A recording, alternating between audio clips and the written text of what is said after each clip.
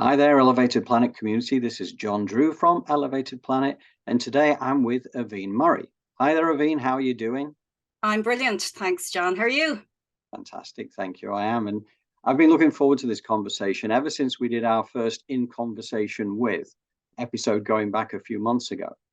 I've been fascinated because I know that the reason we said that we were going to do this was because you started giving us some information there about the shadow aspects, which are important to know, albeit, as we've discussed, it's like an energy thing as well to be aware of how to handle that.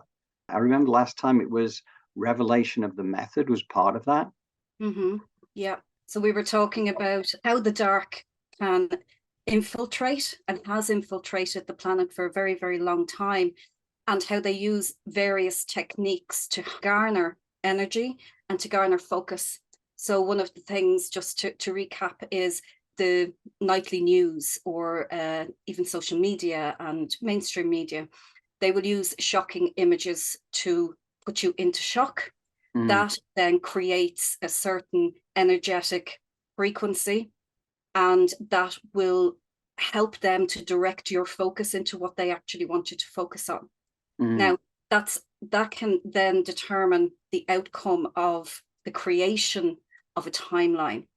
So if they want to create a specific timeline, they want to create a specific belief, they will put the imagery out, put the public into shock, put the public into crisis and fear, garner that energy, but also manipulate the mindset as well to those who maybe aren't impervious to it, who don't see what's going on, which tends to be the majority out there, and manipulate the masses into the creation of the timeline they want to manifest in the world. So that's called revelation of the method, and it's usually used by the dark. So the dark and the light are on this planet, and we as a species and as a planet, we have been unaware of our light for such a long time. We've been really, really unaware of our power for a long time. So we have a veil of forgetfulness, which we pass through each time we incarnate, and that allows us to experience, for example, suffering, which is necessary. So the one, which has created the all, and because we're part of that, so we are a fragment of the one, and the one wants to understand itself. The one wants to experience itself through individuation, and we're part of that. So everything that's out there is part of the one, and we are always trying to get back up into a higher frequency again. So the planet Earth has been somewhat of an experiment with this, because there aren't many planets, as far as I'm aware, where the species are unaware of their own inner light and unaware of where they actually come from, their own source. We became so dark and we became infiltrated. We were meant to be guarded. We were meant to have a guardian around us. Unfortunately, these guardians had to leave because they had issues with their own systems and they needed to go, and we got infiltrated by entities that can't receive source energy for their development, for their food, to keep themselves sustained. So they need to use the energy that comes from the frequency of fear and crisis and all that stuff that comes from us reacting as humans. So they have had to keep us in a very low frequency. So we have been kept in that low frequency for a very long time, because we already started off as a planet that the species were unaware of who they actually are. Right.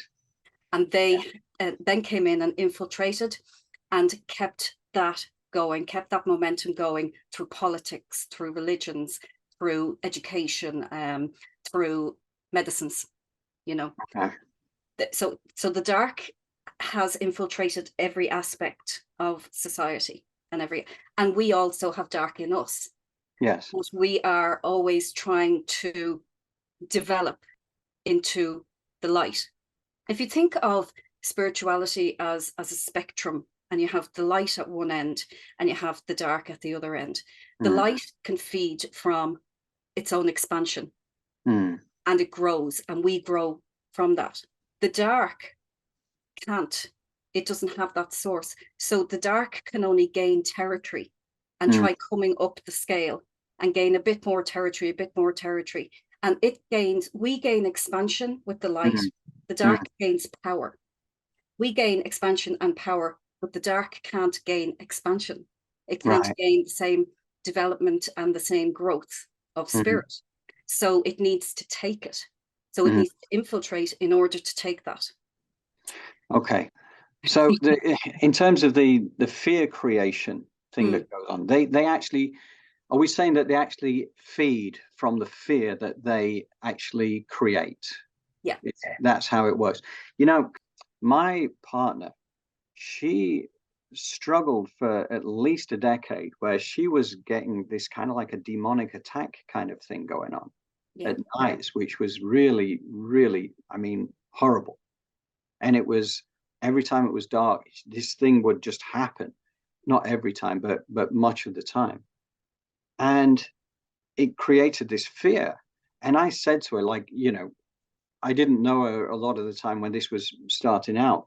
And eventually we did get a clearing through Jolie in California, did a healing for her and actually managed to clear it for the first time, but actually managed to find the source of the issue and then put a blessing around the apartment to stop and everything she needed to do. I mean, obviously Jolie understands this far better than I do, but whatever it is, it worked.